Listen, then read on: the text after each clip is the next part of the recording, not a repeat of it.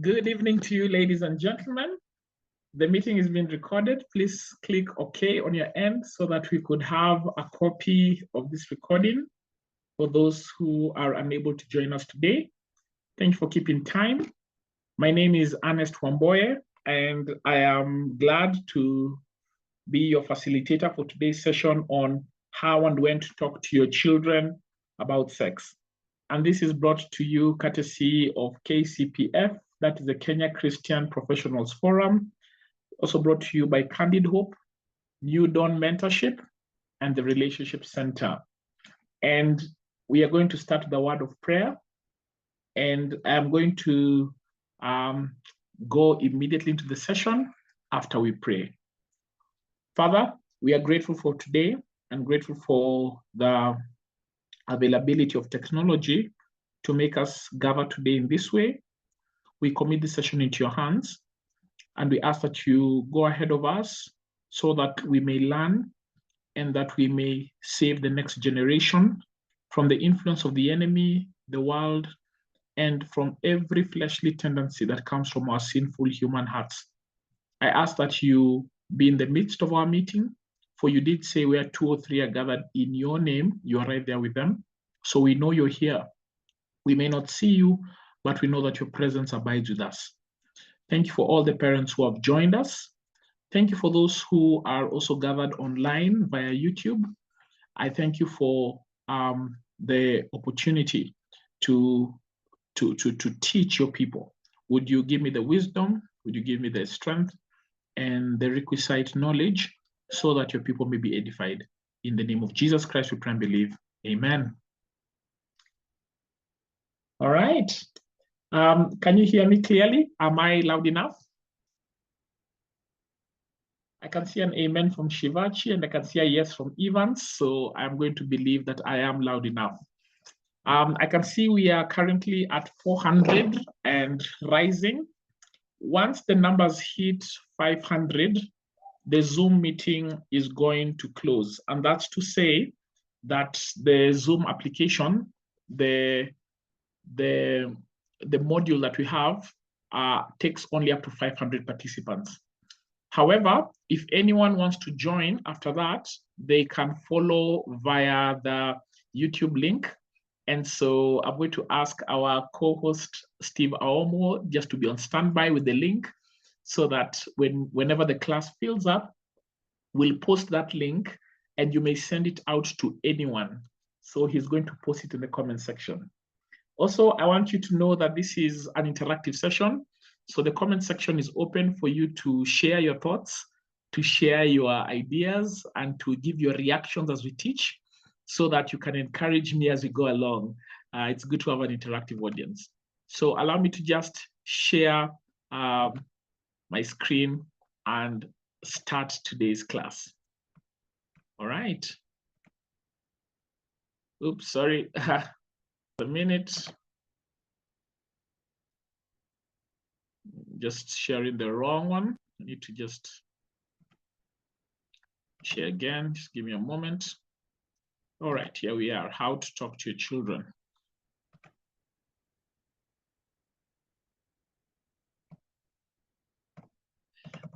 At times, the screen tends to be blurry, and that happens because we are a full class. However, with time, it clears up. So in case the screen starts by being blurry, don't mind that. And I can see Jackson saying, can the link be shared to the WhatsApp group? Which WhatsApp group, Jackson? Which WhatsApp group? I need to know which WhatsApp group. There are people here from everywhere with different WhatsApp groups. So I'm just going to ask Steve Omo, please just, even right now, just post the link because we're now at 500. Please post the link. There it is. Thank you so much, Steve. Steve has shared the link. So feel free to copy that link and just send it out to your friends, okay? And wherever they are. So Jackson, you can copy that link and you can send it to your relevant WhatsApp groups. Any notes from the session? All right, so the session has not even begun. You're already asking for notes. I like the enthusiasm. The session has not even started, but people are saying, give us the notes. So let's start. So afterwards. All right, yes. So let's finish the session and then we'll talk. So this is the War on Children series. This is part 2. We did part 1 2 weeks ago, and we talked about screens. And today we're talking about how to talk to children about sexuality. There's a lot of content to cover, so allow me to just go into it immediately. That's my family. I am a follower of Jesus Christ, and I'm a family man as well. I've been married to my wife, Waturi, for the past 13 years. It's going to be 13 this September. And we have 3 children. We have Tandy, Ivana, and Theo. Tandy is the one on my right. She's turning 9 this year. Then you've got Ivana, who's turning 7 this year. And then right there in the middle, we have Theo, who is turning 3 this year. So this topic is very close to my heart because I am a father of 3 children. And I really want them to grow up with the right foundation for their sexuality. I run a ministry called the Relationship Center, which is an organization that promotes and defends biblical family values. And under the Relationship Center, we run a premarital class, my wife and I. We also run a pornography addiction recovery class for men and for women. I teach the men's class. My wife teaches the women's class. And we are the founders of a Bible board game called Logos, the Ultimate Bible Board Game. So I'm showing you a picture of my family because I'm sure you all come from families and you're passionate about the next generation, especially for you who have children. So just an opening discussion for us. And I would like to see your thoughts in the comment section. So growing up, did your parents speak to you about sex openly and clearly? I can already see Biggie saying, no. Before I even finish the question, Becky just answered and said, no, they did not. And I can see Stella, Nancy, Janice, oh, so many no's. Is there one yes? What? Oh, there's one yes. Praise the Lord. There's one yes from who? Who is this? From Dawn. Dawn, blessed are you among many children. Someone says, we never, no, big no, wapi, never. Rarely, all right, barely. Barely is almost there. It's more than a no, but less than a yes. Someone says taboo, never ever. Oh my goodness. Oh my goodness. I can see someone else says, I can see Mushanella says, not until I was 18. And Joy Rahab says, how? I can see Titi saying abomination.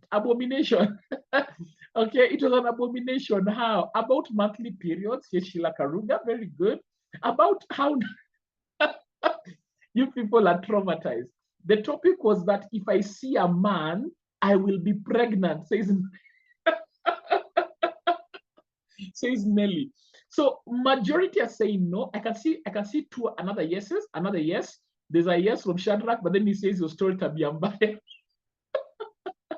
I can see a yes from Valerie, and Valerie says our mom was a peer educator. Oh wow, Valerie, that is amazing that your mom was able to bring her work into the home and use it for the benefit of the children. All right. Nope, taboo. Nope, my dad, not my mom. I can see Miriam saying, Ole sekia wapi. My dad, not my mom. Oh, wow, okay. So the dad there who did it. The ABCs were taught, says Eve, abstain, be faithful, use a condom. It was a taboo to talk about it in our tribe, all right?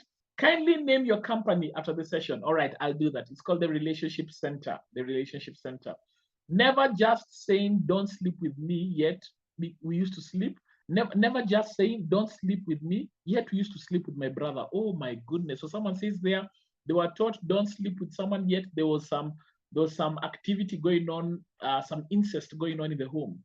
You will get pregnant, Erica was taught. I can't remember. I can see Wamboye saying, in fact, I asked her some years back, why? She said she grew up when it was taboo to talk about it. I was like, why am I learning about sex? Sex is also spiritual at 25. All right, so that is Wamboye saying at 25, she's learning things about sex that she didn't know, like sex is spiritual. I can see Olivia says yes, warning that marriage was like death, keep off sex. Oh my goodness. Dorothy says, I was told that men only wanted sex. Oh man. Memory says, in a threatening way, I started seeing after my period. All right. Wanjiru says, when I joined campus, there were more threats. Utapata ukimwi utakufa. For those who are our non-Kiswahili speakers, that means you'll get AIDS and die. Lillian says, my mom just talked about AIDS, but not sex. Ooh. No, I took it upon myself to talk to my younger siblings when I was 20. Oh, okay, good job, Veronica. Thanks for looking after your siblings. I was told never sit on a boy's bed or else I'll fall pregnant. I believed this until my early 20s. Oh my goodness. For the yeses must be Gen Zs. Gen Zs. All right. So, friends, I can see all the reactions. Some of them are funny, some of them are sad. And I just read two more. Someone says, Mom told me, assume that every man is HIV positive. Oh my goodness. Ooh, fear. And I can see finally, Anthony says, my sister was told, Arume ni nyamo, meaning men are beasts. All right. So friends, I hope that reaction or those reactions from the comment section have given you the reality about our world. We've got very few yeses and very many no's. In fact, I would say 99% of the people on the comment section have said no. And that means that we grow up in a society that is silent about sex, yet sex is a part of our everyday life. Friends, we need to be better than our parents. We're going to teach you how. So, a few facts for you to consider. Number one, if children find silence in the home about sexuality while the world is speaking, they will mistrust the home's voice. The world is always saying something about sexuality on the music videos, on Netflix. The world is always saying something about sexuality on the billboards, on the radio, and children will hear this eventually. If the world is speaking about sex, why is the home silent about sex? In fact, why is the church silent about sex? The voices of the home and the church will not be trusted if they're silent. That's why we need to learn how to speak. So you teach by silence that sex is not up for discussion. If you're silent about a topic, you are tacitly telling your children, we don't talk about that. We don't raise it. We don't discuss it. Hush, silence. But when we talk about it, we give them an idea that some things can be talked about, but there are certain parameters that can be given for them to be discussed in a healthy way. A few more facts. If you don't talk to your children about sex, the world will. That's what we are saying. And this, the reality is that the world will bring its destructive indoctrination with it. The world will not care that you want to raise these children using a Christian worldview. The world will not care that you want to raise these children in a way that is glorifying to God. No, they will say, this is the way it runs. They don't care about your worldview. They don't care about your Christian faith. So you must also know that there's an ideological war on our children and their sexuality by Western ideologies through CSE, LGBTQ, and abortion on demand. These three things, CSE, that is comprehensive sexuality education, the LGBTQ movement, and abortion on demand, are the three main pillars of most NGOs that are propagating Western ideologies. And if I should say, Western liberal ideologies. And so, if you don't have a head start, the world will have a head start. We must heal from our own sexual brokenness in order to effectively communicate to our children about their own sexuality. If a parent is going through sexual brokenness, they will struggle to speak to their own children about their own sexuality. So we're saying if you don't heal, you will teach your children about sexuality through the lens of your brokenness. You've seen a few comments there. There's a parent who told the child, assume that all men are HIV positive. Now, it is possible that that child is being parented from the brokenness of that parent. Maybe that parent has a relative who was HIV positive. Or maybe that parent has a spouse who is HIV positive. Or that parent has a friend who's close, who's HIV positive. And so because of their own brokenness, they are teaching their children about sex but not through a healthy mindset, but through a broken mindset. We want to ensure that we ourselves are vessels that are not leaking, that we are pure vessels, and that we are vessels that are healthy enough to have these conversations in a healthy way. So I'm going to start by addressing the parent before I address the children. Because some of you perhaps have logged in and you've told me, Ernest, give me all the tips to talk to my child. That's true. But if you don't navigate your own brokenness, friends, it doesn't matter how much you try to help your children. You will not do it well. I can see there's a comment there by Karen asking, please share the link. Steve Omo, you could please post the link again so that Karen can post it to her groups and her relevant social media circles. Yes? Check your inbox there. I think there's a technical challenge to continue. All right. Okay, so there's a technical challenge here. Let's see. Let me just see. There seems to be a problem here. On the three dots, click on live streaming, then enable anyone joining to be redirected to YouTube. I think I forgot to activate on the three dots. All right, just a minute.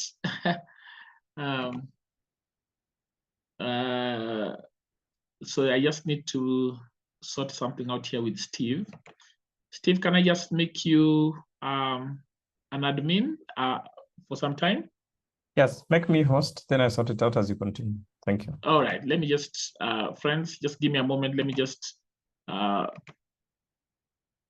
right. So as Steve is sorting that out, let me just go back. Let me just go back to sharing my screen, okay? Sorry for the interruption. As Steve is sorting that out. So the people who are on the comment section. All right, so where was I? I hope you can see the screen. I hope you can hear me clearly. So yes, I was saying that if we don't heal from our own brokenness, we will parent our children in a horrible way. So I want to start by addressing the parents first.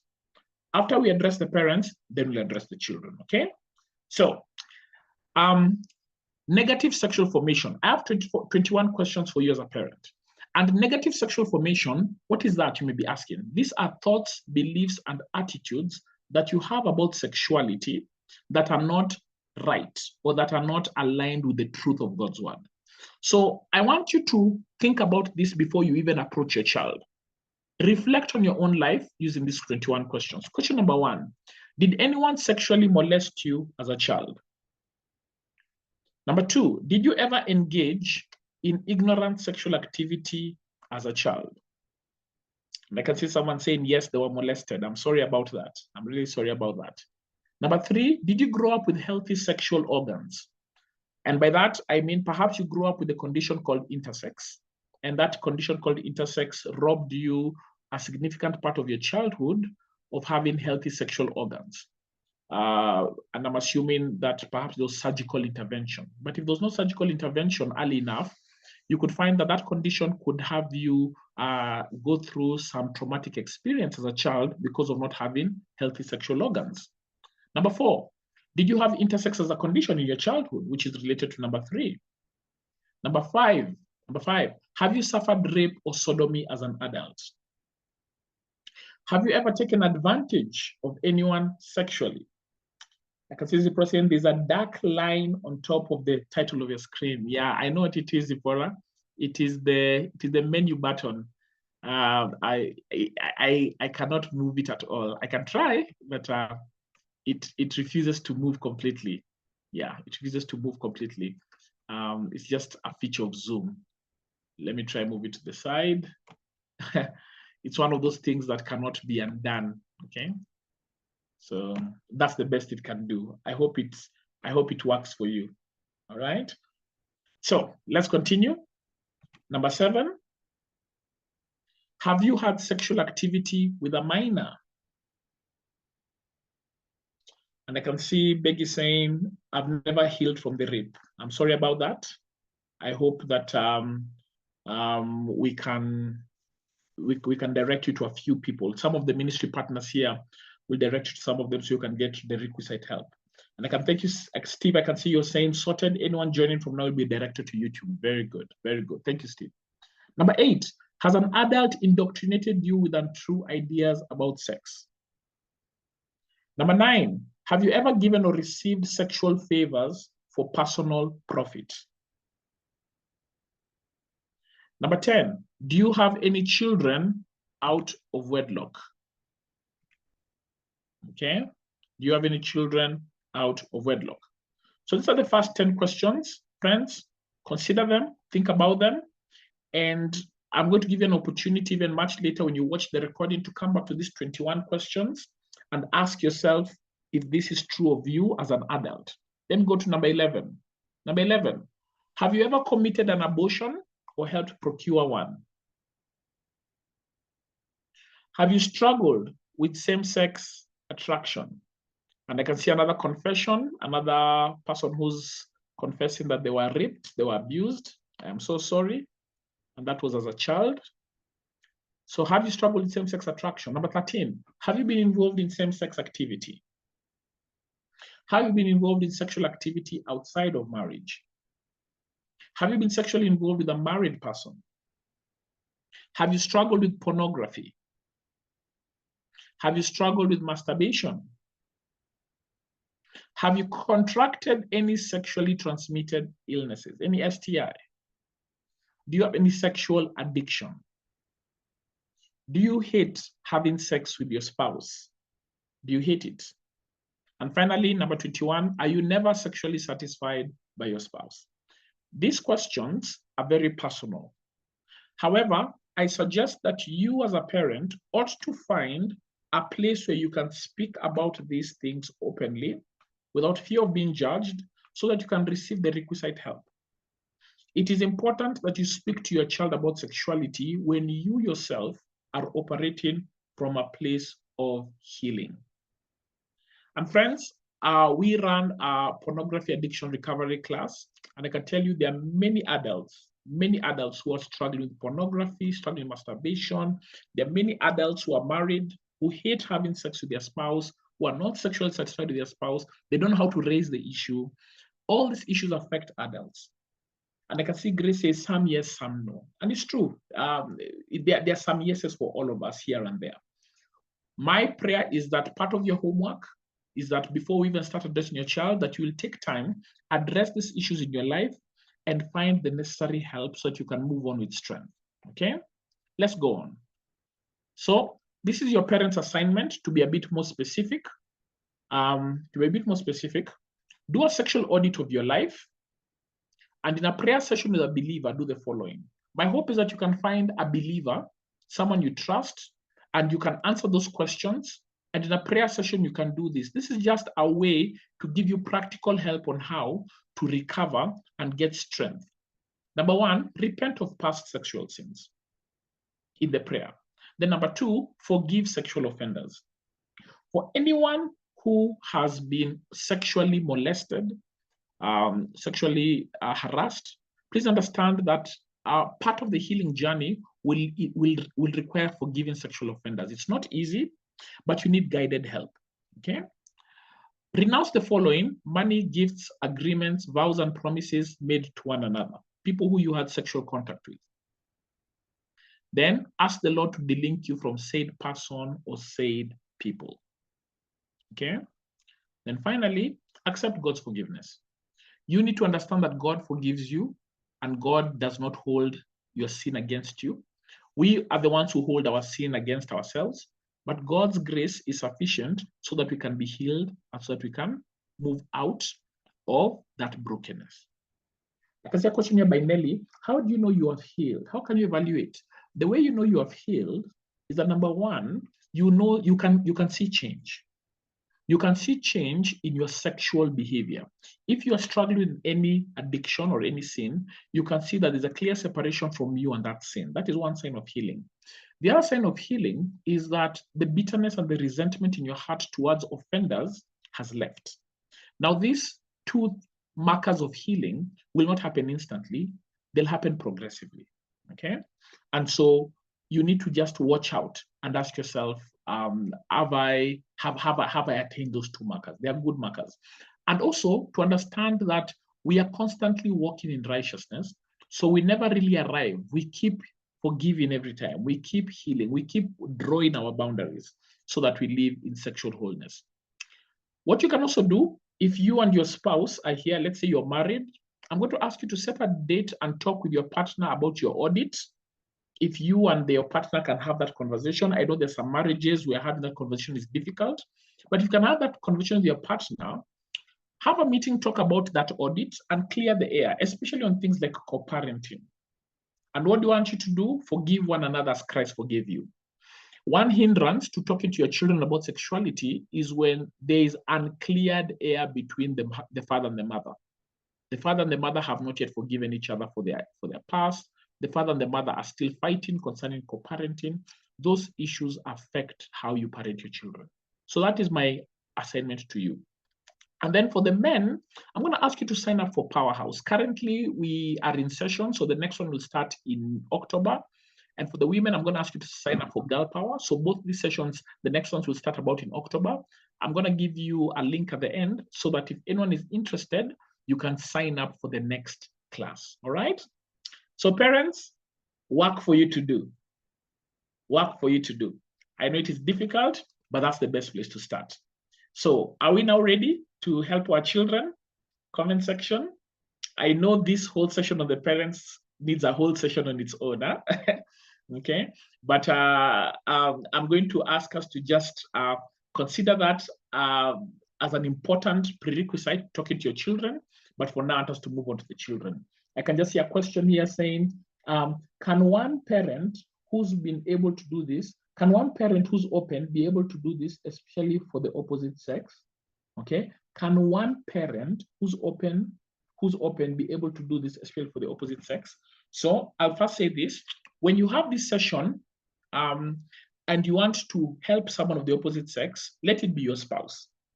But if it is someone else, if in the prayer session you have the prayer session with a believer, do it with someone of the same sex. The reason we ask you to do that is so that you don't get into awkward emotional entanglements with people. So if you feel like you are healthy and you're helping another adult, make sure that other adult is of the same sex. Or if it is of the opposite sex, just have a third party in the room. It helps, okay? So things are not awkward. However, if it is helping your child, all right, we are ready to learn that right now. So I can see yeses from Faith, Kavila, and Rebecca and Janice. So I'm going to take that as a yes for everybody. Let's move on. So we're going to start by teaching you guys a foundation that we will ask you to learn, if possible, even memorize, because when your children ask you, what is the Christian teaching about sex, you need to know this, okay? You must know the Bible's teaching on human sexuality before you teach your children about sex. You must have a teaching, a foundation. And what is that teaching? Okay. Pauline says, yes, it is, but some matters are not speakable. Yeah. All right. We are going to break that ice today. So what you must know before you start talking to your children is that God's plan for sexuality, and this is the Christian sexual ethic, that God's plan for sexuality is threefold. Number one is that sex is a good thing because it was created by God. You must have a positive idea about sexuality before you talk to your children. You must see sex as primarily a good thing, not a bad thing. If your primary view of sex is bad, all right, you will pass on that to your children. Like see Daphne ask, at what age should you start the conversion? Just hold on to your horses. It is the next slide, okay? So that's the first thing, and it's created by God. And I've put there for you some scriptures that validate that. Number two, you must teach that all sexual activity is meant to be expressed between two people of the opposite sex. That sex is not for a man and a man, and sex is not for a woman and a woman, but sex is between one man and one woman. You must also teach that sex is monogamous, all right, in nature. It is not polygamous in nature. And you must teach that whenever the Bible gives us instances of men who are polygamous, that is biblical narrative, that is not biblical imperative. What do I mean by that? Biblical narrative. So for example, when the Bible says David raped Bathsheba, that is a narrative. It is not an imperative. You're not being taught to go and rape women, all right? Similarly, when you see the men of scripture who are polygamous, that is biblical narrative. It is not biblical imperative. Because if you look at the themes of all those families where those polygamy, there are all sorts of chaos, all sorts of strife. So you want to teach your children that sexual activity is going to be between one man and one woman. Someone says, are you going to share the slides? You're going too fast and I'm writing. All right, I'm going to put a link for you guys to access the slides. However, I'm going to put that, how am I going to put that? I'm going to try and share that after the class. So, and even if you miss it, don't worry, the recording is going to be available. Is it okay to invite my teen and preteen to listen in? Yes, it is. It's okay. It's okay to invite your teen and preteen to listen in. It's okay. There's no problem. So number three, finally, you want to teach that all sexual activity is meant to be expressed within the covenant of marriage. So this is the third point, okay? That God created the sexual gift to be expressed not outside of marriage, but within marriage. So make sure that those three pillars are very well known to you and you've got biblical backup for them, so that when your children are asking questions, you can respond biblically. And just perhaps just to add to the answer that I gave to On Point, was asking if their teen and preteen can listen in. The answer is yes, but let them listen in with you present. Please don't leave them on the screen and then go away, because anyone who teaches about sexuality to your children needs your presence there. It's good that you're present there. So yes, you may have them, but please be present. Thank you. All right, so teaching children about sex should start at the age of 2. At the age of 2, friends. Now, some of you may be shocked. What? At the age of 2? Isn't that a bit too young? Isn't that a bit too soon? No, it's not. And the reason it's not is because at the age of 2, you're teaching them aspects of sexuality that are foundational. Okay, and I'll show you what. So let's focus on ages 2 to 4. What you're trying to do here is to lay a foundation for biblical sexuality. All right. I can see a question. There's a question there before I continue. That sex should be only in marriage. How do you teach this if you are separated or single parenting? It's all right. You just teach it. You still teach it.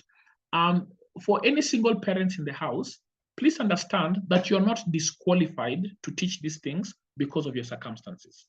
Okay.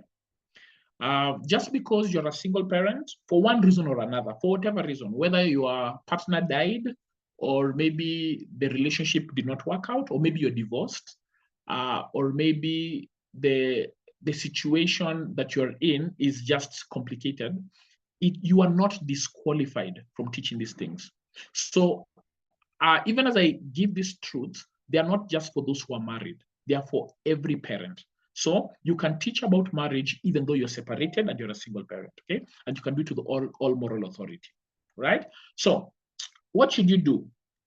So number 1, teach them to identify their gender as male and female. Friends, that is part of teaching them about sex. And use the time boys and girls. Tell them, Theo, you are a boy. Tell them, Ivana, you are a girl. It's important that boys and girls identify the difference between their genders. Who is a boy, who is a girl? You need to teach them that.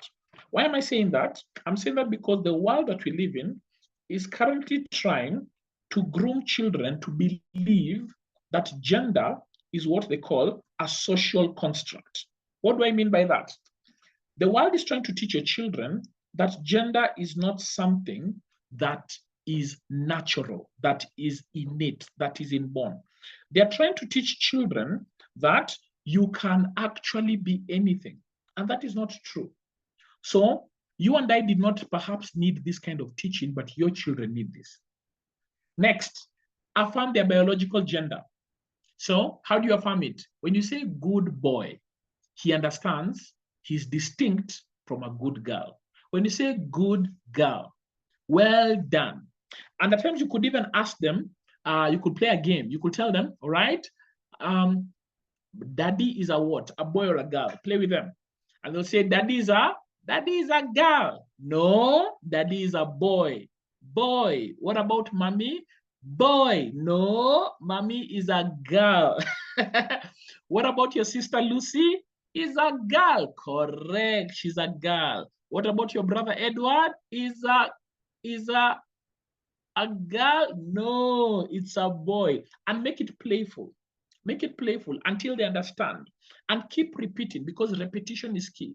Let your child know that the body they were born in is not a mistake. The world we live in is trying to confuse our children from trusting their very physiology. All right? All right. I can see on age, Pauline says, true and yes, 2.5-year-old girl wanted a confirmation from her mother. So a hole in the private part, so yes to age, all right? Number 3, teach that our bodies and private parts are made by God, all right? Teach them, say, hey, you see, your private parts, God made them.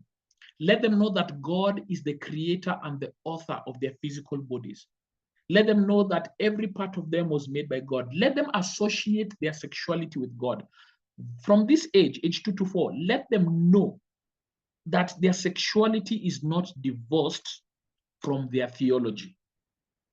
Don't let them think of God as something separate from their physical body.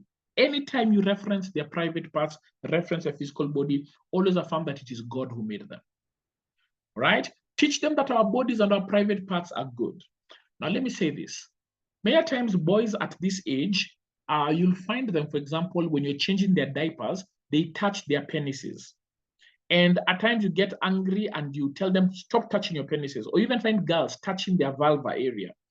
And you get upset and you hit their hand or you tell them, don't do that, all right? So it's very easy for them to think that their private parts are bad.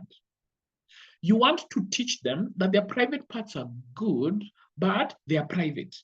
And you want to teach them the private part is good, but you don't want them to get used to touching those private parts, all right?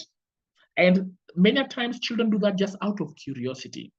The enemies of God out there will tell you that children do that because they want to have sex.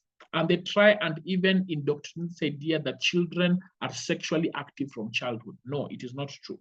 It is mere curiosity. Teach them that nobody should touch their private parts. Right from age 2, you must tell them, nobody should touch your private parts.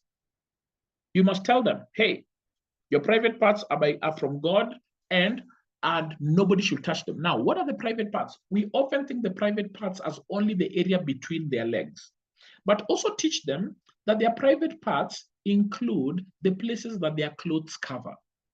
That would mean their thighs, that would mean their stomach, that would mean their chest, okay? Let them know that every area that their clothes cover, no hands, no bare hands from anyone else should touch those areas. And children, when they learn that, they are very, very firm. And I can see Beth saying, I thought my 3-year-old boy was masturbating. Theo, that is enlightening. Yes, many parents panic. Many parents panic when they see their children touch their private parts. They think the kid is masturbating. No, he's just curious. Okay, and it's a curiosity that happens with children at that age. So be very clear that nobody should touch their private parts. If you lay this foundation at this age, friends, you're going to set a very good foundation for the rest of the years. Now, let's talk about some boundaries at this age. At this age, friends, please do not allow children to see you naked or changing, no matter how young you think they are. Please excuse yourself. We often think that at this age, a child is so small, if I dress in front of them, it's okay. No, no, no, no. The moment you excuse yourself, you are teaching. You are telling them that our private parts need privacy. All right? Our nudity requires privacy. If you teach them that that you need to change, all right, they need to walk out of the room, they implicitly understand that even when they are changing, nobody else should be in the room. And at times, when children are changing, you find adults go like, just change them, they're here. Let the children know that they shouldn't be with someone else in the room when they're changing. They will understand that some boundary needs to be drawn, right? You can see a question here by Tess. I have a question. I've heard of men and women who openly show their naked bodies to their children and say it's form of teaching. All right. So men will be naked and their sons naked. Okay. So I've just answered that. Okay. I've just answered that. All right. So number 2, do not allow boys to dress as girls and do not allow girls to dress as boys. Don't allow cross-dressing, even if it is for playing. Some of them may say, oh, let us dress David like a girl. Let us put makeup on his eyes. Let's look. And it is funny. And let me tell you, of course, you may take pictures and fun, but what you're doing, you are basically introducing an ounce of confusion to this child about their gender. You must let them know if you're going to dress someone as a girl, dress a girl as a girl. Even when they have toys, let them dress toys that are boyish as boys and toys that are girlish as girls and vice versa. Cross-dressing is not a game. Don't entertain cross-dressing as a game, right? So, be careful on who changes your child's diaper. Friends, I'll tell you this, most predators are people that we know. You want to have a limited number of people who changes your child's diaper. Your child's diaper may just seem like a mere chore, but it is exposing your child to privacy, it's exposing their private parts. And you want to teach them privacy. So you want to have a limited number of people who change their diaper. So don't just have anyone who's available change your child's diaper. If you need to cook and the diaper needs to be changed, stop the cooking, go change the diaper. Have someone take over the cooking, go change the diaper. Let it be clear, even to your child, that not everyone should be exposed to them. If you have anyone, just anyone change your child's diaper, they will get the idea that their private parts are not really private, all right? Someone asked, what of 2 brothers ages 3 to 5? Can they bathe together? They can bathe together if you are present. If you are present to help them bathe, okay? But the moment they are teaching themselves to bathe, because of course, when they get to age 4, you're trying to teach them how to bathe themselves, please teach them to separate, right? All right. I can see someone says, this week I saw the teachers punishing a boy by making him wear a girl's dress. It's so wrong. That is abuse. That is abuse, okay? That is abuse. That is not right. All right, sometimes our little girls put on little heavyweights and they do push-ups. They say they want to be like daddy. I don't know. That's okay. Don't worry. And let me tell you, this is the next myth. You guys have gone ahead of me. Myth to be debunked. Soft boys are not feminine. Strong girls are not masculine. Okay? Just because a boy is tender does not mean he's feminine.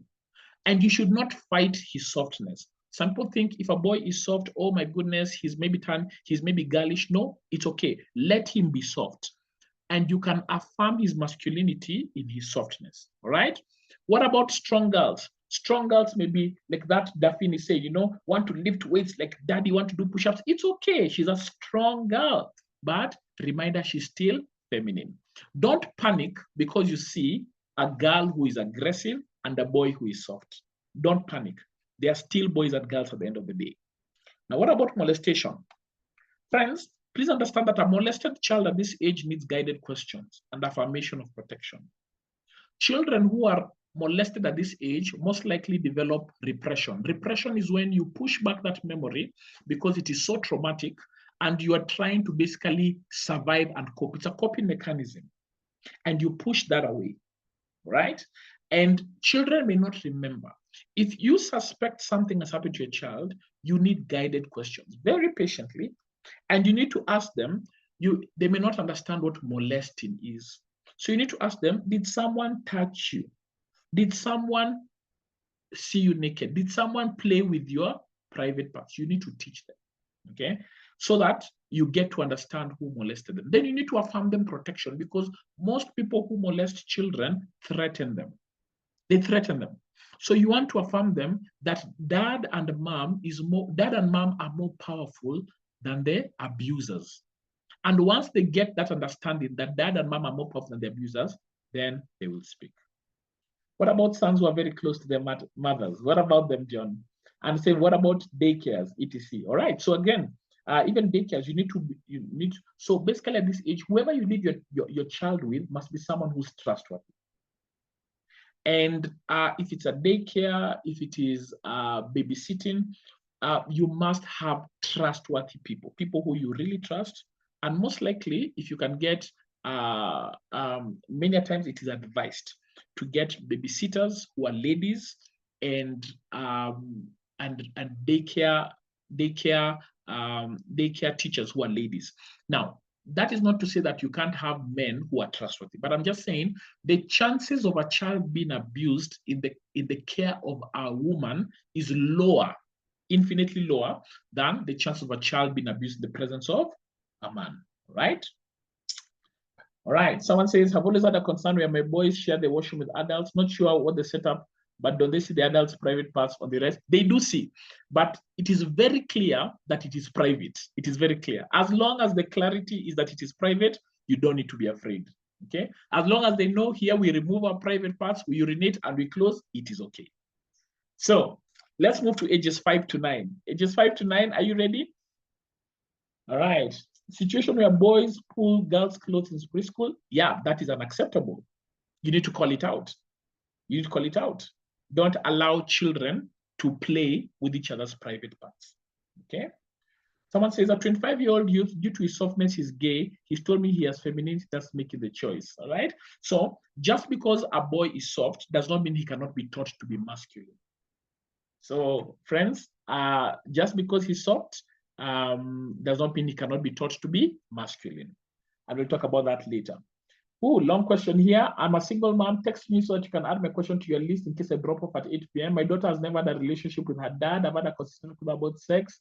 My worry, she's been exposed to pornography without my knowledge. A month ago, she took her phone. All right, we'll get to that stage. You'll get to that stage. Get that stage. Are there books I recommend on this topic? Yes, I will recommend to you.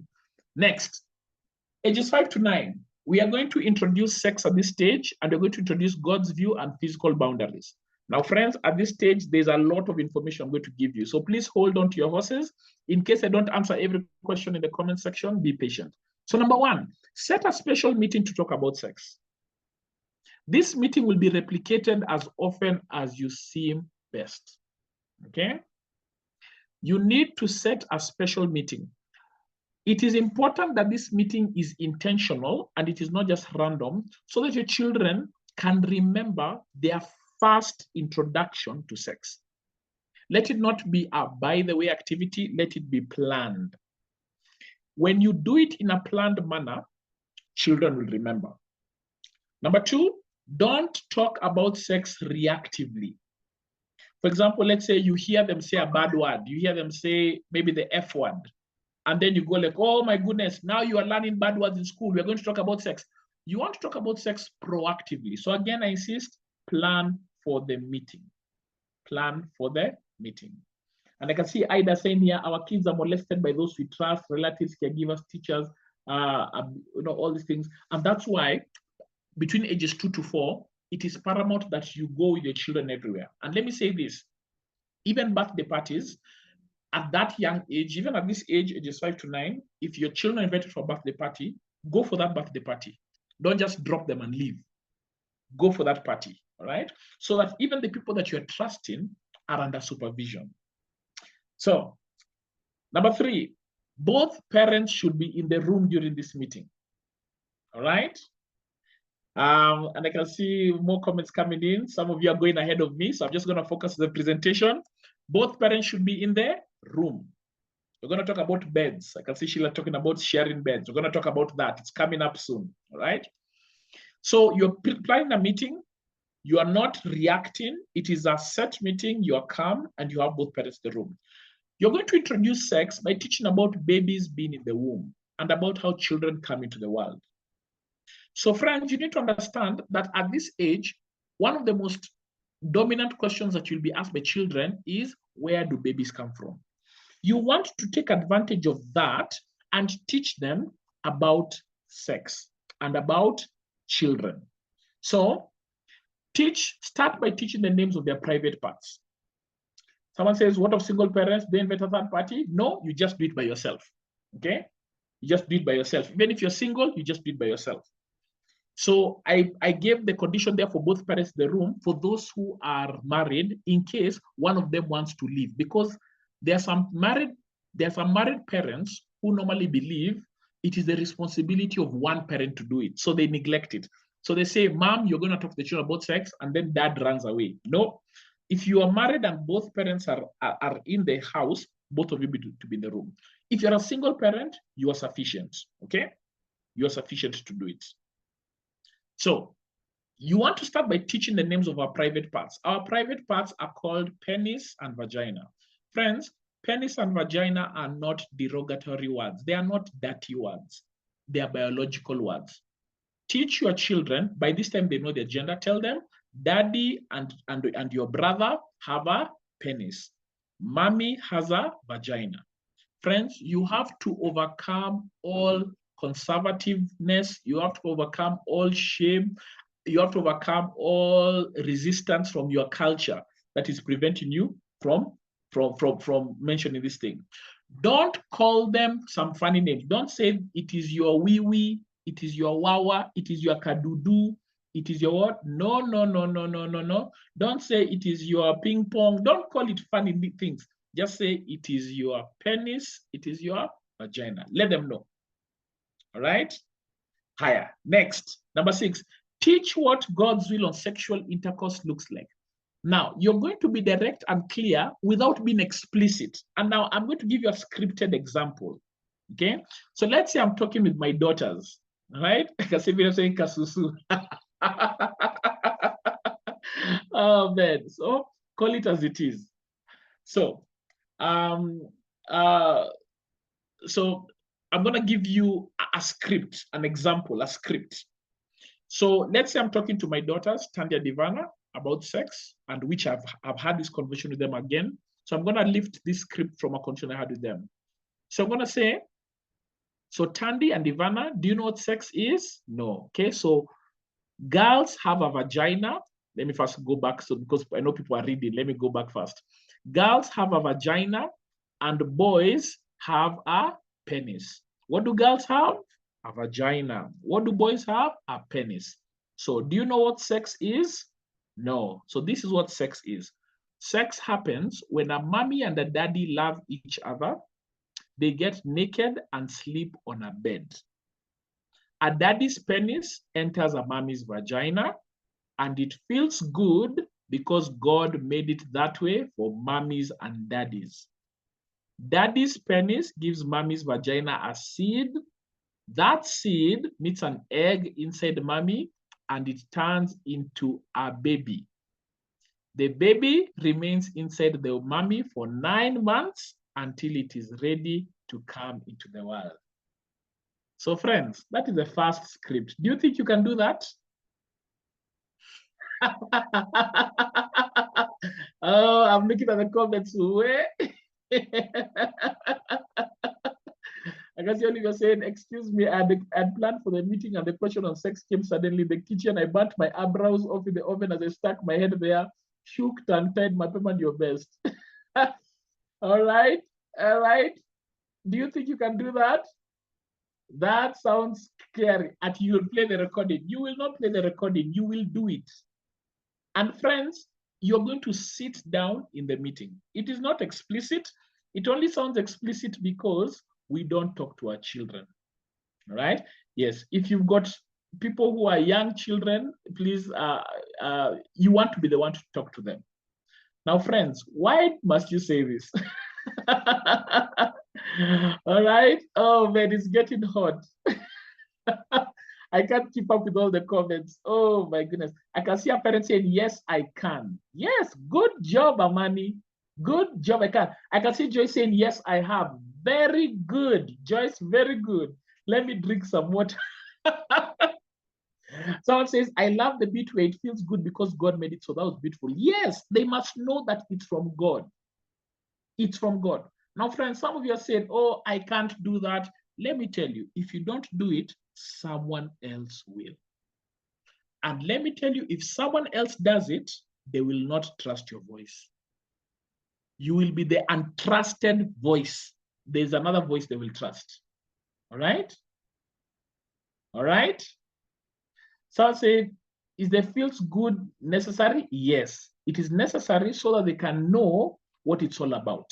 So that when they hear that it is good out there, you don't lie to them, because some of you perhaps have told your children, sex is a bad thing, it is very horrible, it's been, you know, it's pain. No, no, no, no. They must know that it's a good thing, but It is God who made it. God who made it. All right? So, paragraph number 2, you guys are overwhelmed. Someone says, I've done it differently. These children know more than we know at this age. It's true. It's true. Sex is only for mommies and daddies. When you become a mommy or when you become a daddy, God will give you this gift as well. Sex is a special gift that God gave only to mommies and daddies who are married to each other. It is only for married people. God hates it when people who are not married have sex. Now, maybe saying, Ernest, what if I'm a single parent? What if you're a single parent? You tell them that that situation happened between you and their daddy, all right? And what you do is that you tell them, in case perhaps there's been there's a past, okay? You just tell them, all right, mommy and daddy had sex and that's where you were born, but mommy and daddy are no longer together, okay? When mommy gets a husband or if daddy gets a wife, they will continue, okay? So, like I said, the second point is a bit sanitized. Okay. And they don't see the actual act of the sex, only biological explanation. All right, okay. Some of you are saying my child was listening in. Alafu akuje kuambia wageni. Don't worry, hataambia wageni. All right? Hataambia wageni. The part, it feels very good. Is it necessary? Yes, it is. It is necessary. Children should know that sex is a good thing. It's a good thing, okay? Children's brains are innocent, no perversion. And that's why you need to be done to teach them so that they are not perverted. Someone says, my daughter asked me how I know men have balls. I ignored after 2 days. She said, I saw it in the picture, all right? And so you can use what you can use a biological diagram, not an image, not a picture of a real picture, but a diagram, like the ones taught in biology classes. You can teach that in case some of them, all right, are curious. Some of them who've got younger brothers and sisters, they've seen you change their diaper, so they know, and they may be curious. For example, my daughters have seen us change our son, and so they know, they have an idea. So, number 7. Good. And I like when they've said, Apasi told us to sing the song, these are my private parts to break the ice. Yes, I like that. So remember the things we learned about ages 2 to 4 concerning their private parts. You can start by repeating what are your private parts. That can help break the ice. Now, don't rush the explanation and don't rush the explanation. Explain it slowly. Some of you may go like, okay, so this is what happens, sex happens. Bye, never ask me any more questions. No, explain. Your point is not to lecture them. Your point is to teach. Because at this age, children want to know, and they want to know because of curiosity. They are not asking out of perversion, they're asking out of curiosity. You want to satisfy their curiosity in a healthy way. So the other parent, in case you're married, the other parent should not be distracted while this is going on. They should not be on the phone. They should not be checking their WhatsApp. They should not be checking the cooking. This meeting should be done with both parents and they should offer full attention, all right? Should this meeting be done with both boys and girls together? If you have both gender, at this age, yes. At this age, you can have both of them together, okay? At this age, you can have both of them together. Ask the children if they have questions. Don't just give the lecture, then walk away. Ask them if they have questions. If they don't, repeat it until you make sure they understand. And if they don't have questions, you ask them questions, all right? Quiz them and respond biblically. I can see Grace saying, fortunately, in my children's school, they start these sex sessions in grade 4. All right, good. So quiz them and respond biblically. So for example, you could ask them, number 1, can children have sex? And then they will say, no, children cannot have sex. Then ask them, why not? Because children are not married exactly. All right? What about daddy and his sister? Can daddy and his sister have sex? No. Why can't they have sex? Because daddy is not married to his sister. Oh, good. Who can have sex with daddy? Only mommy. All right. Can mommy and Uncle Mike have sex? No. Why not? It's because Uncle Mike and mommy are not married. All right. And the reason you're bringing these issues is so that you can let them see that there are some things that are wrong. Them things are wrong. I can see Grace saying, ooh, daddy and the sister. Yeah, so that they can know it is wrong. They can know it is wrong. They can know very well it is wrong. Then you can ask them, what is sex? And then they'll say, sex is when a mommy and a daddy have children, okay? How do they have children? They kadudu. No, we don't call it kadudu. What do we call it? Oh, the penis and the what? And the vagina come together. And then what happens? The mommy and the daddy feel good, okay? And what happens when they feel good? A baby is born. Okay, how is a baby born? Yeah, daddy gives a seed to mommy and mommy's egg receives the seed and there is a baby. Very good, all right? Now, what is the name of the private parts of a boy? Ask them. What is the name of the private parts of a girl? Ask them. Someone, do you have to include feel good? Yes. And some of you are still stuck on that. If you're not ready, then you can start slowly. But I'll tell you why, because you've asked that question several times. Because sex is a good thing. Children must know it's a good thing. And it is reserved. Now, we often fear that if they know it's a good thing, they will run and try and do it. That is normally, it's our slippery slope fallacy. We think if they know it's good, because most of us were taught this thing is bad. You're told it's bad, it's bad, it's bad, you'll hate it. And then what happens when you, God forbid, let's say you had sex outside of marriage and you realize it is good. You realize that your parents were lying to you. What happens when children realize parents are lying to them? They don't trust that voice. They don't trust that voice, okay? Someone says, always tell them sex is a gift from God for two blessed couples who have gotten permission from parents and God. Very good. Can we cook mommy's eggs? Yes, they can ask that. Tell them, no, we cannot cook it. Can I do it? Okay, so you ask them, okay? Aya. Next, proceed to emphasize that all conversations on sex should only be held with you. Friends, now this is a very important point. After you teach them, you tell them, nobody should talk to you about sex except daddy and mommy. Except daddy and mommy. Nobody should talk to you about sex about daddy and mommy. And you can quiz them on this. Ask them, can you talk about sex with your best friend? No. Why? Because they are not daddy and mommy. Can you talk about sex with your teacher? No. Why? Because they are not daddy and mommy. Can you talk about sex with your pastor? Yes. No, not even your pastor. Your pastor is not daddy and mommy. All right? And someone says, what about sex education in school? That sex education in school, you must know what it is. And once you know what is being taught, you must then therefore tell your child, you will be taught some things in school about sex and it is okay. Let your child know that you have given the teacher permission, and after they come from school, you ask them what the teacher taught. All right? So where are school teachers that, and let me say this for some of you who are saying sex education in school, please interrogate what your teachers are teaching your children. The reason I'm saying this is because there is a curriculum that was ratified by the Kenyan Parliament. The woman representatives of Kirinyaga County, one of the women reps from Kirinyaga County, pushed for a bill to allow comprehensive sexuality education in schools in Kenya.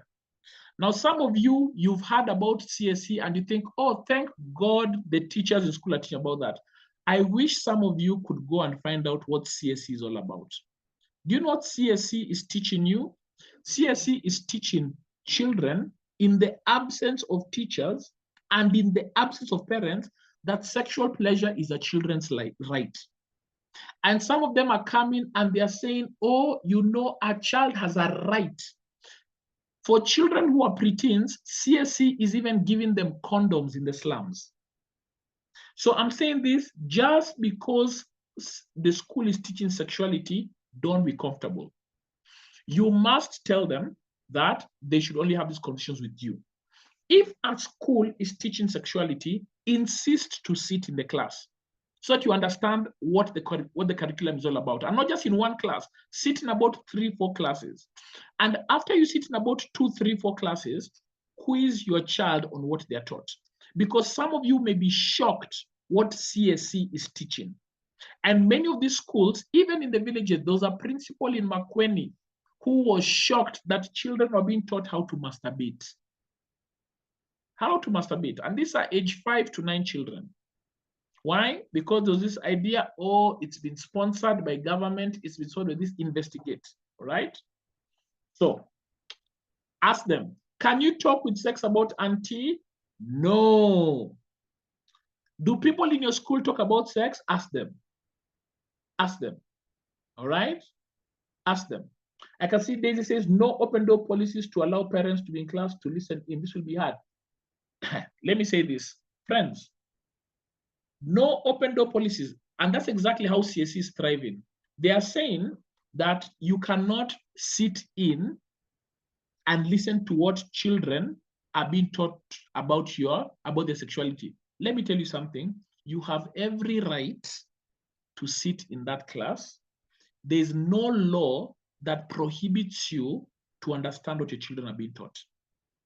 So when they bring up that argument saying that CSE is comprehensive sexuality education, okay?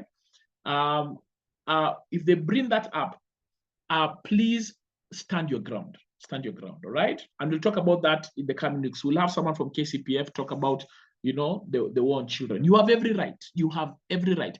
The principal in Makweni was able to save those children because he insisted, all right? And so you must ask.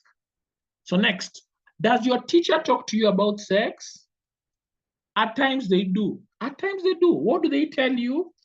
They tell me I should find out, all right? So emphasize that only the parents are the ones authorized to talk to them about sex. Let that emphasis be very clear. Now, teach the terms fornication and adultery and show them where this is mentioned in the 10 Commandments so that they can understand that all sexual activity is only for the institution of marriage, all right? Teach them those terms. Teach them what fornication is. Teach them what adultery is, all right? Teach them, let them understand, and let them act in that knowledge. So, teach them about adoption and infertility. Teach them that some mummies don't get children. Teach them that children are a gift from God. Let them know that they are a gift. Teach them that some mummies are infertile. Some mummies don't get children, so they adopt. Talk about adoption. Talk about talk about how adopted children are equally members of the family as biological children. Okay? Teach about that. Next, let's talk about boundaries. Teach them that nobody should touch their private parts, all parts covered by clothes. And some of you have got some songs that you have with that. Some say, is the CSE curriculum not open for clarification? Well, there's a legal there's a legal arm of KCPF that can answer better on those times, can answer better on that matter. So I'm going to talk to that committee and ask if they can just give us some information concerning what we need to do legally in our country to protect our children from some of these things, all right? So, but today I'm doing a lot of downstream work, but a lot of policy and legal work needs to be done as well. So that is necessary. So do you divide the teaching over time? If yes, over how much time? So again, let me go back. This teaching ought to be done in one session, and then you need to repeat it every so often. So you could plan to have this teaching every 2 months, okay? All right? Every 2 months. And I can see Virginia saying, I love the point on adoption. I have adopted one child. Very good. I'm just wondering, shouldn't they not be touched at all, whether covered by clothes or not? Yes, yes, even covered by clothes or not. But I'm saying you identify the private parts as those covered by clothes, first of all, right? And of course, you don't want them to be touched unnecessarily, but you want to start by first of all talking about the private, the covered parts, so that they may know that the private parts are the ones that are considered, the covered parts are the ones that are considered private. I can see a correction here by Zachary saying adoption and fertility should not be in the same sentence, i.e. adoption is not necessarily a result of infertility. Many biological parents adopt as well. Yes, of course, that's true. However, I would just say you want to also teach the fact that not everyone has a child. So you could have it in the same sentence, but again, you could also add. So instead of perhaps throwing out the baby with the bathwater, Zachary, what you could do, you could add, in addition to that, you could also say some biological parents who are not infertile can still adopt, all right? So it's not an either or situation, Zachary, it's a both and, all right? So you could teach those who are infertile can adopt, but also those who are not infertile can still adopt. I can see the parents must be living in the light, otherwise the boom. Exactly. Okay, that's why we started with that. So let's go on to the next one. Teach girls not to sit on the laps of other men, including relatives. No matter how much they love their relatives, just teach them that you're beginning to establish boundaries very early. Don't force them to hug or embrace people. At times, you normally say, go hug your cousin, hug them, and we force them. Don't force them. Don't force them to hug. Don't tell them, oh, you must hug. No. If a child is not comfortable hugging or embracing someone, don't force them to do it. You teach them that no is respected and respect their no. And if you find out they're uncomfortable, find out later, why were you uncomfortable with hugging so-and-so? There may be a story there. Teach them about privacy while dressing. We already talked about that. You're just going to reemphasize that. Teach them to shower or bathe themselves. You want to teach them how to be able to shower and take care, bathe themselves. You want to teach them how to clean their private parts and to do it well. So friends, you don't want to allow the sharing of beds. Now I know in Africa, we normally have cousins come over and we have 3 children share one bed. Friends, I would advise you to have everyone on their own bed, okay? Do not allow the sharing of beds. Because in that innocence, at times, curiosity can take over. And we've heard of many cases where there is a situation where one person is curious, touches another one, and it becomes a domino effect that you do not like. Do not allow showering together. Sorry, I've written there showering. It's meant to be showering. Do not allow showering together. Teach them everyone showers by themselves. And if there are many children, all right, teach them, make sure you use your 7 minutes well to shower, your 10 minutes well to shower, right? But don't allow them to shower together. Apologies for that typo. But see, what about girls sit on their daddy's laps? Girls can sit on their daddy's laps. It's okay, right? A girl can sit on her daddy's lap. It's okay. Mommy and daddy shower Mommy and daddy shower together. Oh my goodness. They should not know that. Since lips are not covered with clothes, how do we talk about kissing and cuddling? Kissing is a sexual activity. Okay? Kissing is a sexual activity. So do not allow them to kiss one another. Is it okay for 2 parents to combine their children and have a talk about sexuality? Yes. But however, I would say let that be a second measure after you have had the first conversation with your child initially, all right? So let that be a secondary measure. Have the conversation first, then move that to second, all right? And the reason I'm saying that, so that your children do not get the idea that they can go talk to someone else about sexuality. It should start with you first, all right? Okay. Someone says, recently I saw a grade 4 teacher answering questions about sex. The questions were like, why does mommy shout, making funny noises from the bedroom? Why do mommy and daddy kiss? Why does daddy lie on mommy? Some I felt, so that's a child who has seen something, okay? And that's a child who's been exposed to something they shouldn't have been exposed, okay? So you need to be careful even as a parent concerning your boundaries. Lock your doors. I'm a single parent. I witnessed my girls being abused as my neighbor, awkward hugging in the presence of his wife, even after my girl said no. Yeah, don't allow them. Don't force them. Don't force them. And you want to talk to them. Why are you not comfortable hugging so and so? There may be a story right there. All right, let's go on.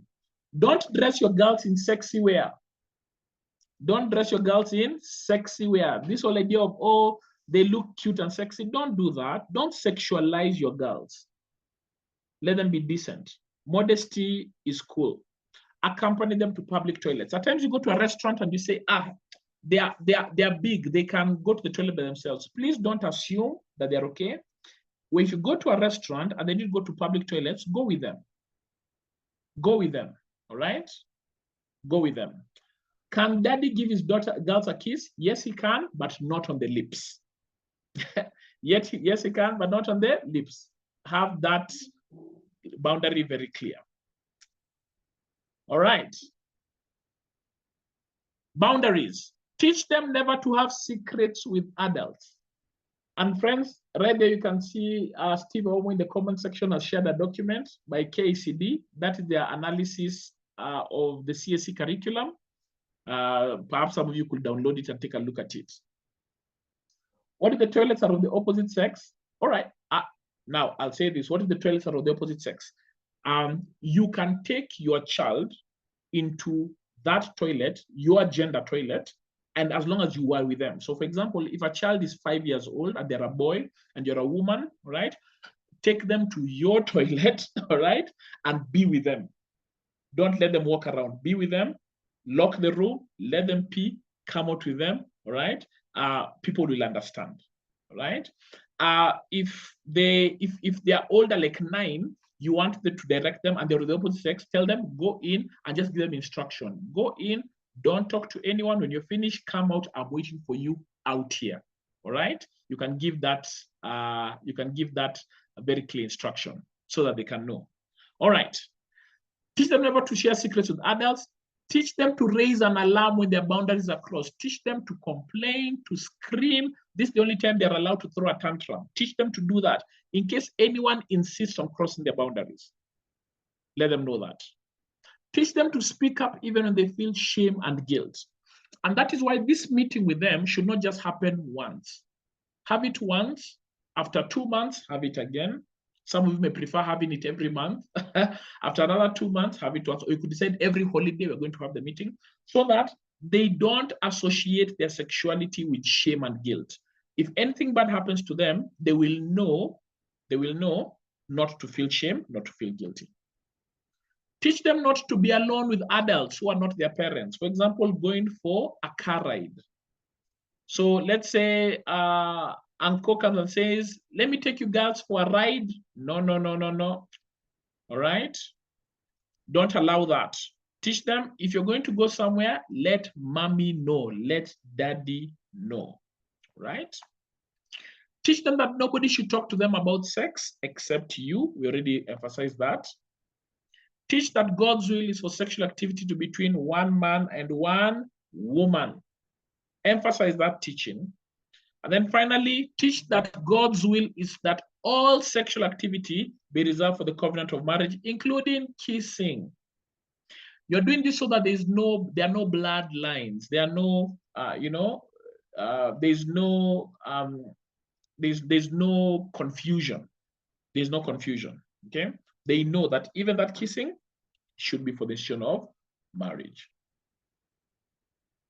A few myths to debunk. Number 1, the myths here will vary based on exposure because children at this age have been exposed to different things. You can see there's that child who's exposed, they saw their parents being intimate.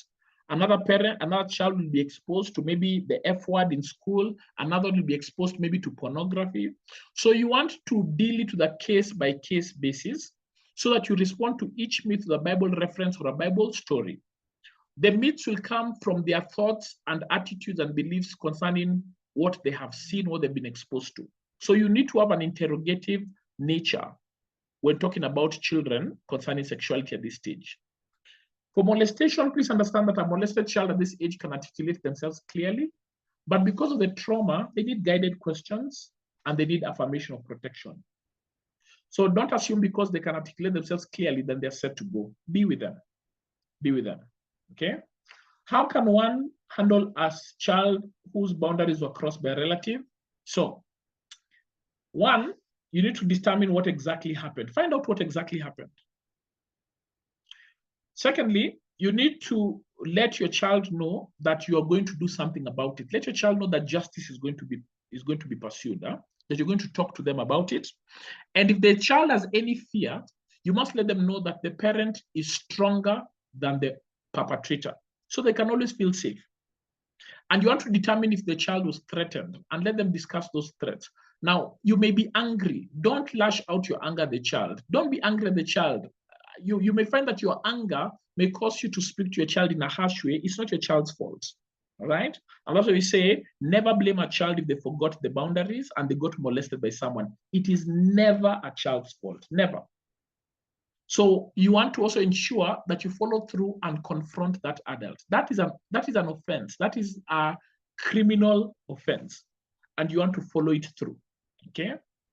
And based on the violation that occurred, you want to ensure that justice is followed. I'm saying this because in the African context, relatives molest children and no justice is followed up. Friends, let me tell you, some of your relatives ought to be in prison. But you find that we prefer not to rock the boat because you hear that the family will be angry with you. You sent one of their own to prison. Now, you should be able to raise that argument and say, why aren't you angry that he raped my child? All right? So please be very clear that your child needs to get justice. What if in a situation where resources are limited, can parents share a bed with their children under 5? All right? Faith, is that situation permanent or is it temporary? Please clarify so that we can know. Is it permanent or temporary? All right. Children between the ages of 10 to 12. Friends, let's progress because of time. So at this stage, you are building a spiritual immune system against the world's sinful messages on sex. So at this moment, be assured that children have been exposed to a lot and you want to build an immune system. So number one, emphasize God's view on sexuality. Be very clear. Talk about the importance of marriage and why it is the only arena for sexual expression. Then teach about growth and changes in male and female bodies because they will start to experience these changes. And as they experience them, talk about them. Talk about them, all right? Some of them may start maybe experiencing some slight pubic hair. Talk about it. Let them know that what they're going through is not strange. Teach about the menstrual cycle. Now, this menstrual cycle, don't just teach it to girls alone, teach it also to boys. Let boys understand the menstrual cycle from the moment they're young. Let them understand what their sisters are going through, okay? Talk about attraction to the opposite sex. I can see Rosemary saying, can a boy enter your room when sleeping? I'm assuming that's your son. You must always teach them to knock. If you have set a healthy foundation, Rosemary, concerning knocking and boundaries, you let them know that mommy's bed is mommy's bed, okay? And daddy's bed is daddy's bed. And they don't just enter. Daddy's room is daddy's room. Mommy's room is mommy's room. They don't just enter, right? I can see Faith clarifying a question. Say you live in a single room with a curtain partitioning the rooms because your income cannot allow you to live in a big house. All right, that's okay. So what if you're in a situation where the child is under 5 and sleep on your bed? If they're under 5, if they're under 5, they basically belong to that younger age. Then for that situation, yes. However, you need to start thinking about a permanent solution because that child will grow up and you want to teach them to have their own space, even if it means having a mattress on the floor. Okay? If you can get a mattress and have it on the floor so that as they get older, you teach them that there's a clear separation. Someone says, I've joined late. I hope they can get a recording. Yes, there'll be a recording. There's a recording that will be available. So talk about attraction to the opposite sex. At this age, you'll notice they'll start liking boys, liking girls. Talk to them about it. Don't let them feel awkward concerning who they like. And when they talk about it, don't panic and think that your child has started going to pay dowry. No, your child is just going through a natural process where the testosterone as a boy is making them attracted to women, where their estrogen as a woman, as a girl, is making them attracted to boys. So just talk about it, and talk about it in a light way so that they don't take it too seriously. Don't make a big deal about this thing. And when I say don't make a big deal, I mean, don't start, making it seem as if, these are relationships that matter. Make it very clear that these are just feelings. Talk about infatuation. Talk about crushes. Let them know that it's a crush. It will come and it will go. But don't make it a serious matter concerning a relationship, right? Introduce the negative themes about sexuality. So friends, at this age, mention things like abortion, teen pregnancy, divorce, homosexuality, rape, masturbation. And when I say mention them, what do I mean? I am saying you need to inoculate their children, and that is basically introducing these themes without giving too many details. So the way the way vaccines work is that a doctor injects you with a small bit of the